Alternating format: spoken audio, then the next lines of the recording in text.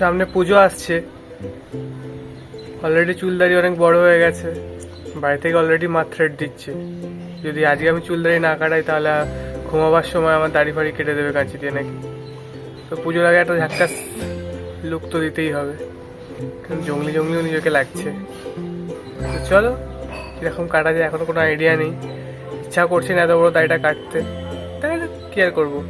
ট্রিমারটা ওই সময় খারাপ হতে হলো, আমার ট্রিমারটা আমি চাই না অন্য কেউ আমার দাড়িতে হাত লাগাক, আমি নিজের দাড়ি নিজেই কাটি, নিজেই সেভ করি।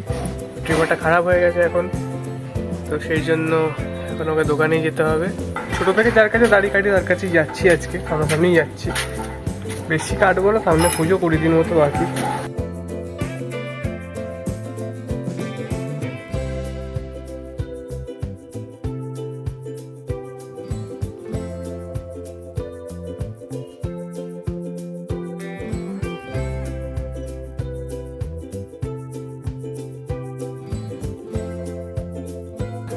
চুল কাটা ডান, কেমন লাগছে জানিও।